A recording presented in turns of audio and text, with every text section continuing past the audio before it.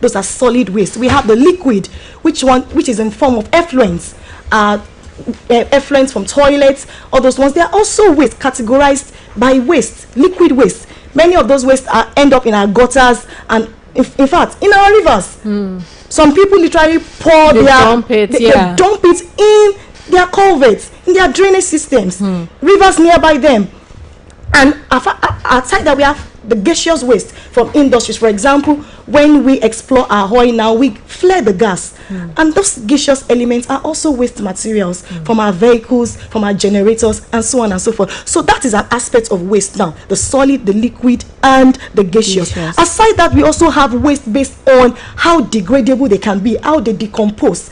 We have biodegradable waste and non-biodegradable. That means waste that can decompose by themselves naturally without anybody touching them. When you pour them on the floor, like banana peels, orange peels, they decompose by themselves because we have microorganisms in the ground that decompose them naturally. And we have ones that if we don't take actions on them, they don't decompose. For millions of years, they're going to be there. Examples are bottles, the plastic bottles, all our sachet water, all our nylons, all categories of nylons, and all our glass bottles, metals. If we don't do something about them, they will litter the environment, whether we like it or not. And aside that, we also have the recyclable and the non-recyclable waste. Waste that when we use them, that is the end. They don't have any life cycle again. That is the end of them. And that nylon is the one that is one of those materials now that is an eyesore in all our communities. All right, thank you, Doctor. We need to take this commercial. We'll be right back. Ohun èlò tuntun kan ti wà fún sísè àwọn oúnjẹ aládùn. Ṣé lóòótọ́? Bẹ́ẹ̀ ni, Tasty chicken flavour ni o, tí wọ́n ṣe pẹ̀lú àwọn èròjà àbáláyé láti sọ gbogbo oúnjẹ tá a ṣe ìdàjẹ́ pọ́nnu lá. Bẹ́ẹ̀ ni, Tasty chicken flavour á fàdùn ara máa ń da sóúnjẹ. Mo ti gba ti Tasty chicken flavour lẹ́sẹ̀kẹsẹ̀. Tó bá jẹ́ bẹ́ẹ̀, má jáfara o, sáré lọ ra Tasty chicken flavour tiẹ̀ lónìí láti máa jẹ̀gbádùn oúnjẹ àjẹpọ́nnu lá. Tasty Cubes chicken flavour ó ń fún wa lóúnjẹ tó gbádùn. Tasty Cubes chicken flavour ó wà lọ́lọ́gọ́rùn-ún gíráàmù, ọlọ́gọ́rùn-ún mẹ́rin gíráàmù àti ọlọ́gọ́rùn-ún mẹ́fà gíráàmù. Ó tún wà níyẹ̀fun. Wake up, it's choco time. Dano Choco is here with a taste you love. Just open, pour, and enjoy the chocolatey ride. Dano Choco 3 in 1. Ooh, taste it, love it. Dano Choco 3 in 1. Ooh, I love it. Introducing the new Dano Choco 3-in-1. It's tasty, creamy, and satisfying. Taste it, love it. We bring your day alive. It's the fiesta. It's the fiesta. Welcome back. It's still Breakfast Fiesta. We're talking about waste management, our responsibility, keeping our environment clean with Dr. Oluwafisayo. Welcome back. All right. So, Doctor, we already established the fact that the wastes that we have, the type of waste that we have. So, looking at an average, an average individual an average person in the environment, why should that average person care about keeping the environment clean? Beyond it just looks bad. Like, some people will just sit and just say, it just looks bad. So, but why, should the average person, care about keeping the environment clean? Yes, thank you so much for that question. We need to do this because oftentimes our little actions go a long way, having a ripple effect on the environment. As an individual now, if I care less about my environment and do anything I want, I dump my refuse anyhow I feel, I dump things in the river bodies, I do not take action to ensure that I manage my waste properly. My individual actions will go on and on like that to become the big problem that we are talking about today. So if individuals in our homes have taken that responsibility to know that what I do and I did not do will end up having an effect on the environment, will impact the environment, whether positively or negatively, we would behave better. And it's because an average Nigerian is not environmentally educated. An average Nigerian does not know anything about education about the environment. And this is a big slap on our face. It's a deficiency in our education system, that it's only at the tertiary education system that you have environmental education incorporated in our school curricula. And this should have been something that will be learnt right from primary school, that a child will know that if I eat something, it's my responsibility to dispose properly. But when an average Nigerian does not know that you should not just drop anything on the floor, that is actually not right. They will tell you, where will I drop it? They did not provide baskets now. Where will I drop it? Especially when you're in public. When you're in public transport, yes. That one is even a very, very annoying sight that I've seen in Ibadan here. That you would even see educated people and they will eat something, maize cob, nylon, such a pure water, and after taking it, bam, out on the road, out the window. And I'm like, this will cause accident one way or the other for people, and it goes a long way. So our activities as human beings have a ripple effect that will end up affecting, if we all are behaving that way.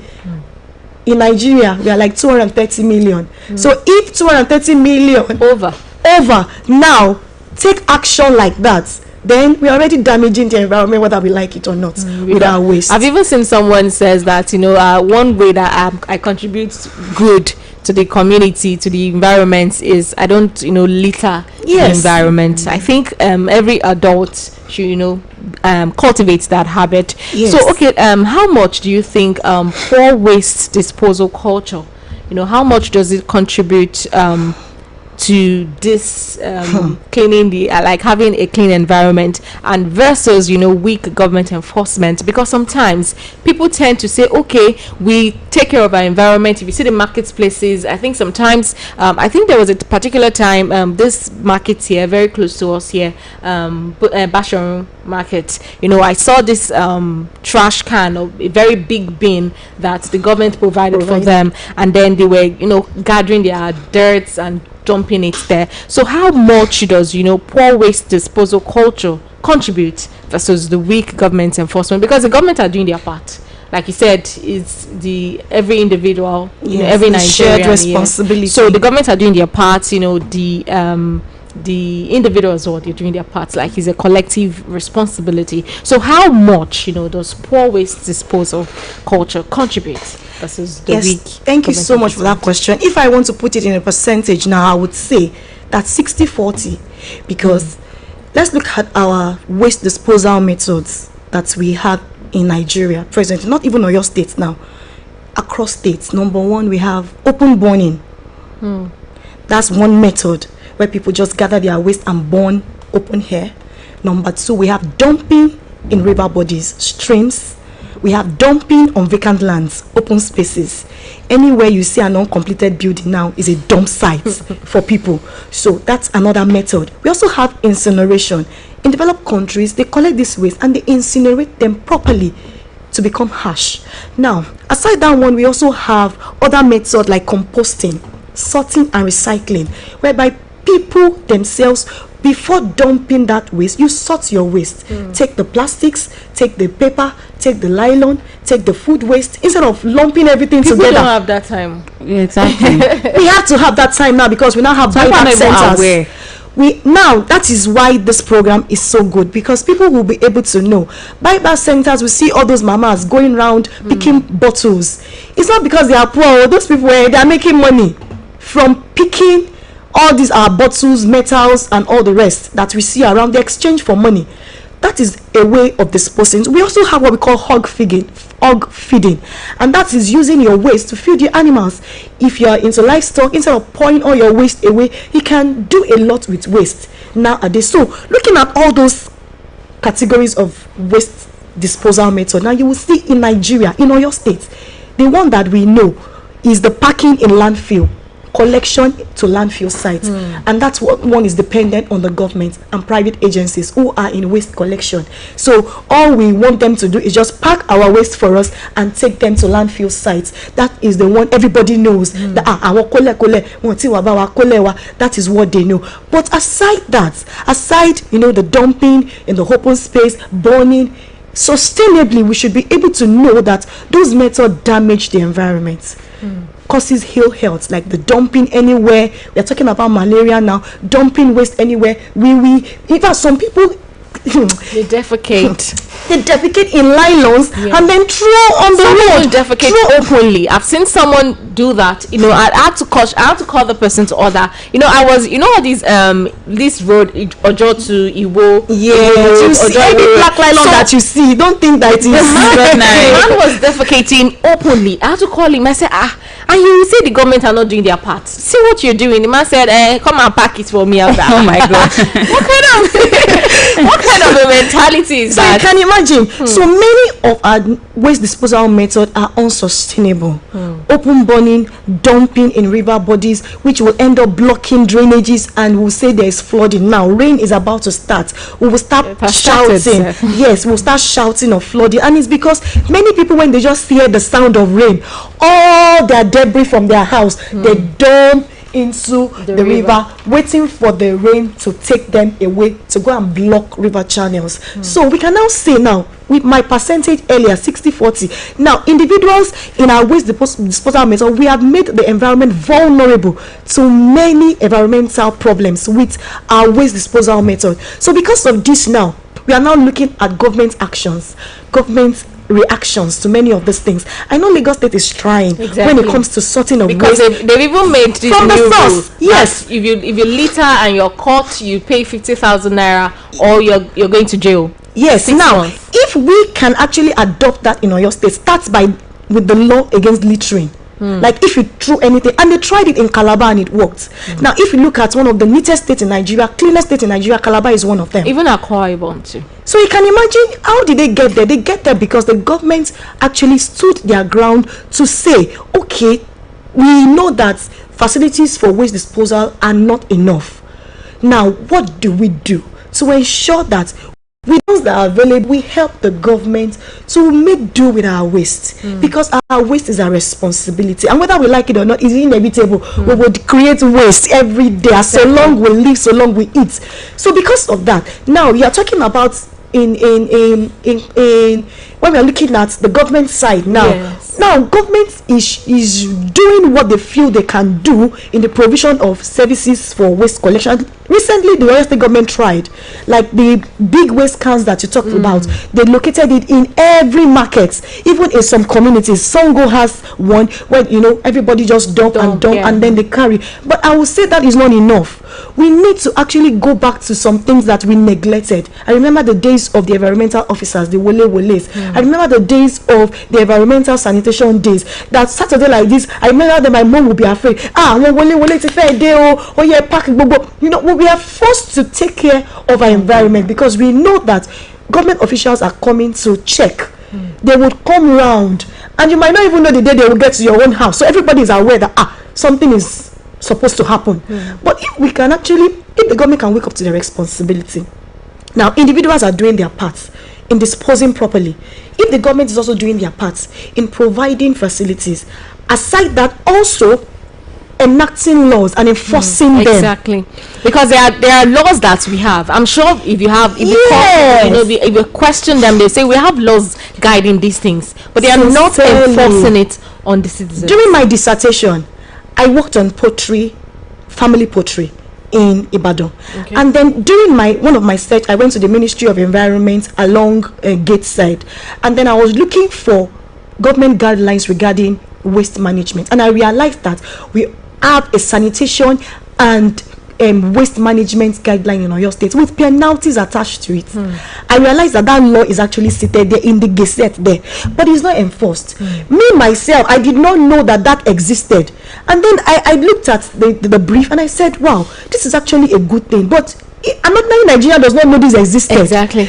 And in normal average Nigerian does not even know that some of the things that we are doing are against the law. And that was when I realized that, if all these things are there, these are regulations guiding how medical facilities, schools, how they're supposed to dispose their waste written there, and the penalties that should follow if they go against it. And now realize that it is only agricultural waste that was excluded in that material, which I made recommendation in my study, that they should review that document and include agricultural waste, because that one is also part of one of the greatest way now that people are generating, because everybody now is rearing goats, rearing poultry at the back of their house without any guideline, without anything, checking them as to how their waste is actually disposed. Do we understand? So I believe that government has a lot to do to ensure that we go back to that way of making people afraid, that making people, not even making people afraid, making people own up to the responsibility of taking care of their waste.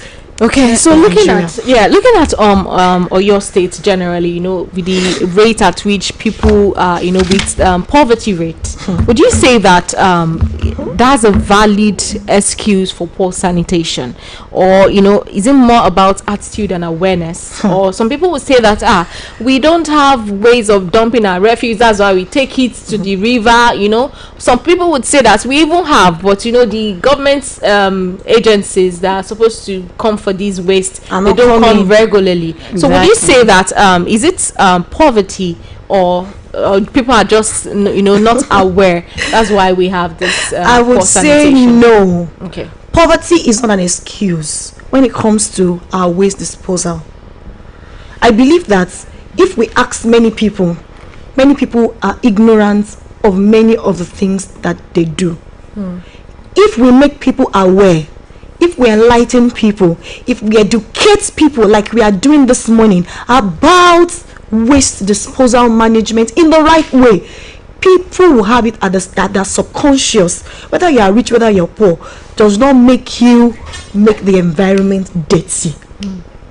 I've seen people who, in their own little way, they have been able to ensure that the environment is clean, regardless of whether they have money or not. But now everybody will have an excuse. If you ask somebody, now why are you not doing this, they will have an excuse. But to me, poverty is not an excuse. So far you're a poor man, you still eat. You will still, you have the responsibility of feeding yourself. So if you have the responsibility of using these materials that you buy that end up generating waste, then you should be more responsible to dispose them accurately. So I feel that it is not about being poor or not. Now it's about the education that we need, serious one, to all and sundry throughout the media, from all ages, starting from our young adult, the toddlers, to the eldest person in the society. Still speaking about the funds, some of this kole, they are private organizations, they are private owned businesses. So people that are actually poor and that cannot afford the fee that they are paying, sometimes they try to find a way to dispose their refuse by themselves. Yes, taking it to the taking it to somewhere. Some people use aboki.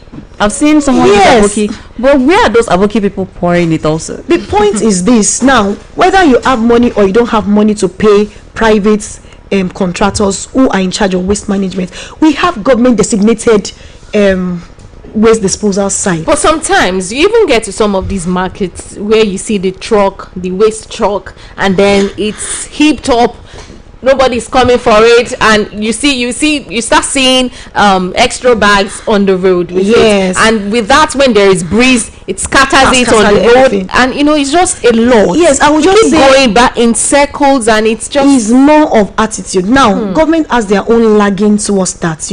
Our governments are not proactive. It's until when a disaster happens, when it comes to that they will take it on their head and will be saying, let's do this. But if we all do our parts when it comes to regular picking of those refuse and things like that, we would not have problems that we are having now.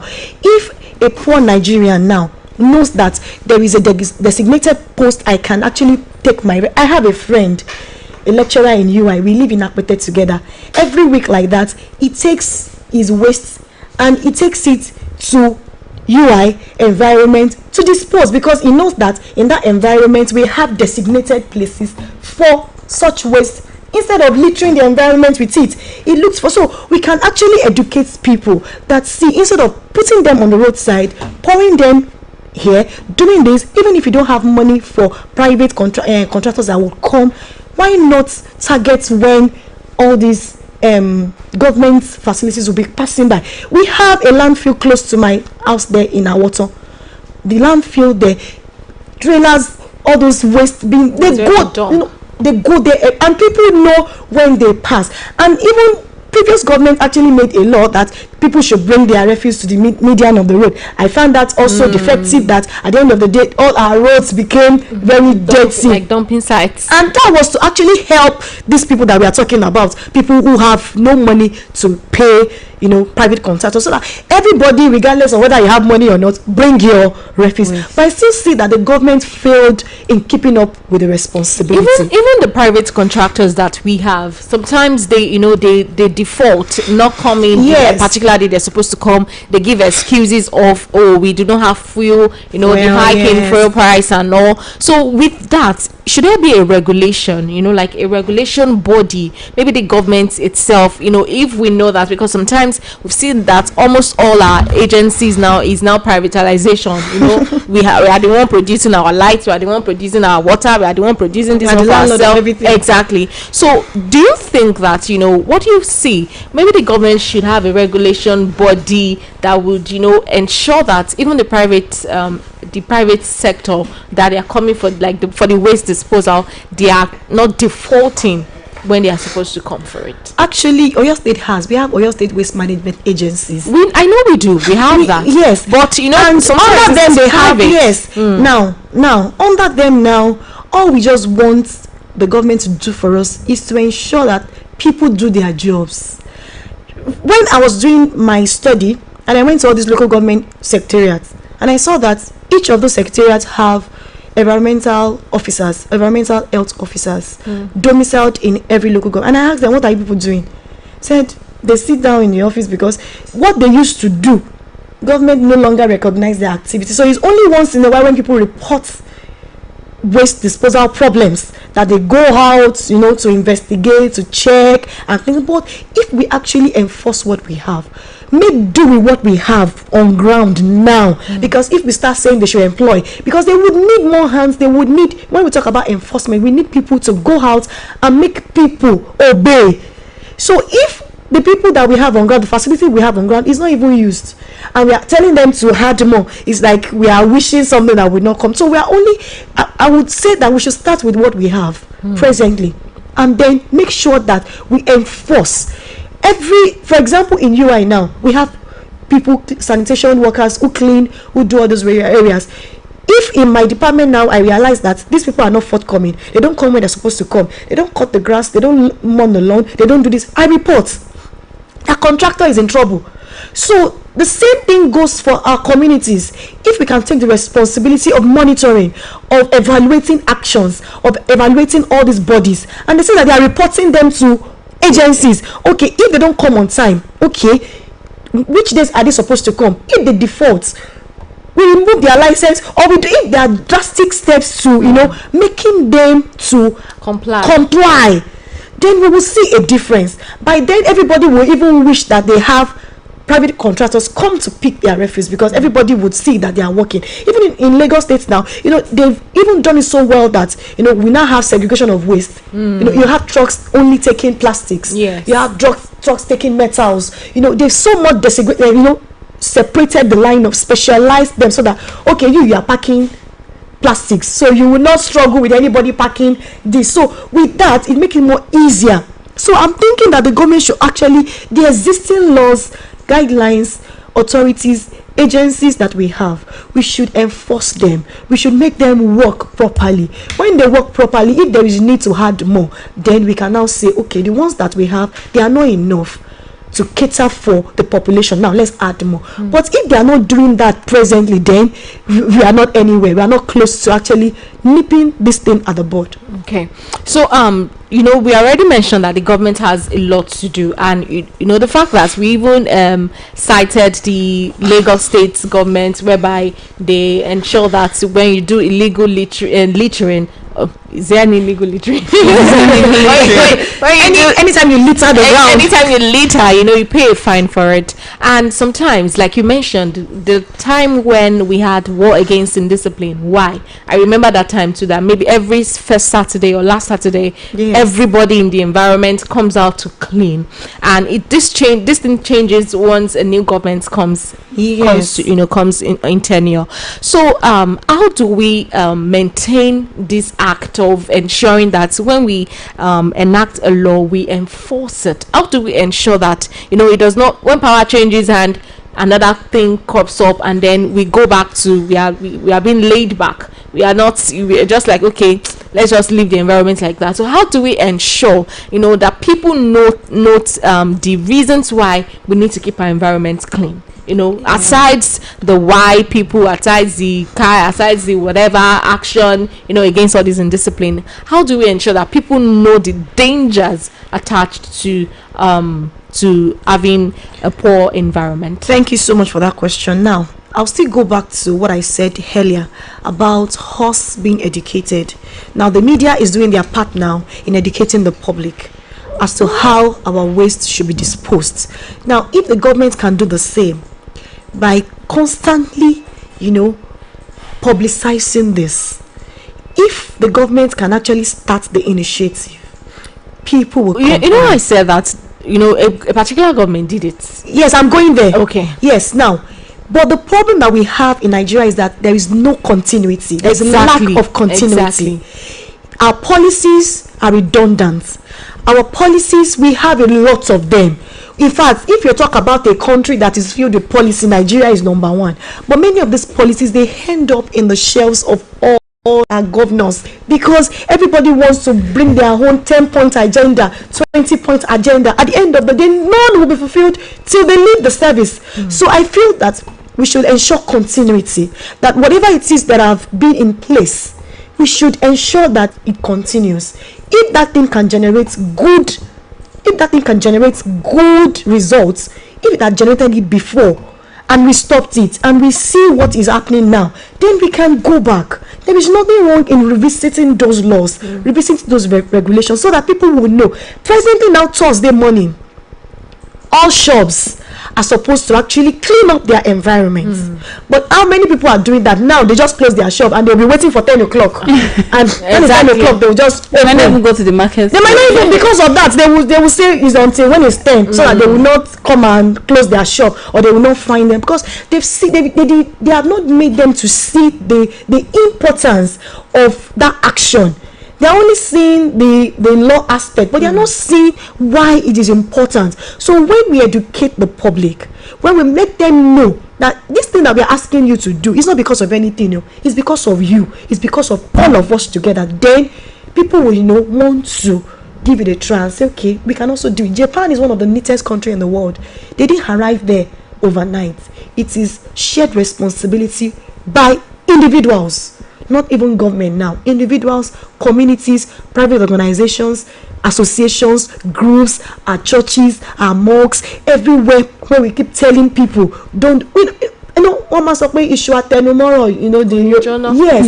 If everybody keeps hearing it everywhere, keep the environment clean, before you know it is going to enter our subconscious. And before you know it, an average Nigerian will say, no, I don't want to be a culprit. Let me pick up. Or should we say, maybe when aside the fine, maybe they attach something that would incentive, yes, make them happy to say, okay, you were able to pick community service for other offenses. Yes, that is one. Number two, in developed countries, you have incentive for dropping your waste.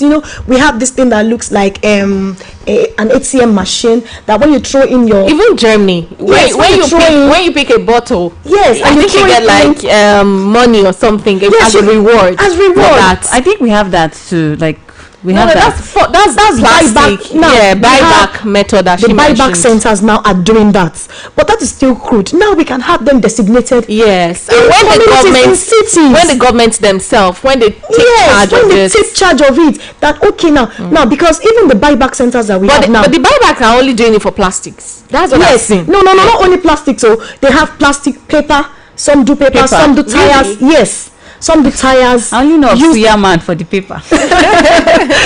Some do tires, some do paper. There's a place around Onireke where they shred those bottles. People go there themselves and take their bottles and they weigh it, and then you get paid. So now, even if care is not taken down, the buyback centers are going to be centers of waste in the nearest future. If the government is not doing something to regulate many of those things, because everybody now sees that there is a business that is booming. Everybody, if you see a vacant land now, they will say, bring your waste, we'll help you to we'll measure, we'll give you money. And at the end of the day, when you look at these buyback centers now, there are even centers where waste is being gathered and they are not properly managed. No law saying backing it. No law is even guiding their activity to say, if you want to establish a buyback center, you must have this, you must have this, you must use waste, you must use protective gears, you must do this. No law currently. So everybody's just doing it because of the money that they can get from it, and everybody is just cashing out, and we are leaving the environment at the end of at the receiving end of many of this waste. Speaking of the refuse and not dumping, throwing it out of the car, but how should an average person that finished his or her gala and then has the paper wrap with her, what should we do with that paper wrap? Keep the paper wrap in your bag. In your bag? That is how I do it, yes. And when you get home or you see a waste bin, then you throw inside. How about these vehicles start having, Yes, there was a time. I remember there was a time like 5 years ago that the Oyo State government also made a law with these transport people that they should have a waste bin in their car. That thing now, that law too now is dead. If you remember, all these tricycles, buses, they mandated it for them that if you do your registration, they will give you a waste bin, colored wine and yellow. Wow. That small waste bin. But with time, we relaxed on it again. I'm sure the drivers themselves will remove the waste bin and go and put it in their house and keep it as like a souvenir. Some even dropped it and said they don't know nobody is putting. And even sometimes when you drop the refuse in their bus or in their car, they end up sweeping it out on the road by themselves. So that is what we are saying. So each of us have the responsibility of disposing our waste properly. If I take anything now, wherever I find myself, it goes into my bag until I see a place where I can dispose correctly or properly. Okay, so with the brevity of time, what is that message you like to say to residents, that says that it's government's job, not mine? Yes, I would like to tell everyone that waste disposal and management is our shared responsibility. We should not push more on the government than we should, because many of those things are going to be carried out by individuals. Like I said the other time, it's 60-40. Individuals, communities are going to be the ones to be in charge. I remember there was a time in Akwete community when there was this issue of robbery and things like that. The community leaders came together and said, what can we do? Now, you don't have to ask government to come and be helping you to do that. And then they said, okay, let's erect gates. Let's erect street lights. And I realized that many of communities in Akwete now, you have gates, in each of the communities, so that anyone who wants to enter, they know. Anybody going down, they know. If they can do that in terms of security, and it's because of all these shagolo people, and they try to restrict their movement in some areas. If you can do that to security, then we can do that to waste management. That every houses, every landlord association, every group, we can also ensure that we put that as our agenda in our meetings to say, okay, in our community, we don't want our community to be dirty. What should we do? Even in that meeting, people will propose strategies that they can go about it to ensure that their community is actually clean. So I believe that individuals have a role to play.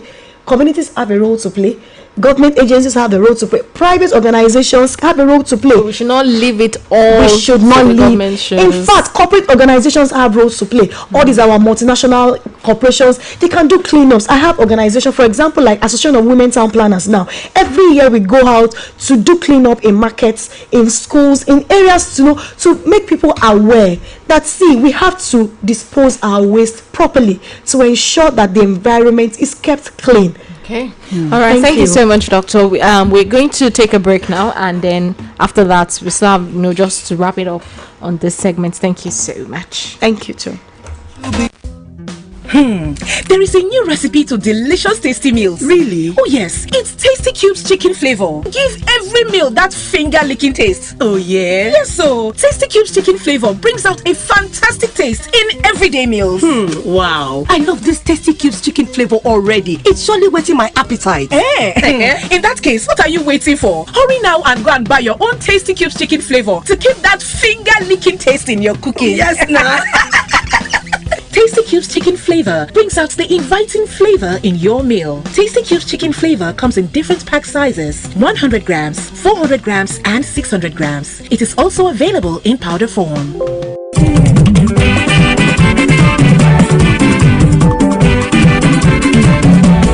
TS Charity ẹni fẹ́ ṣàríyá o, gbogbo ẹni fẹ́ ṣàjọ̀dún, àbẹ́ni fẹ́ ṣèpàdé o, gbogbo ẹni fẹ́ ṣènáwó. BCOS event grand, òun ni ẹ máa bọ̀.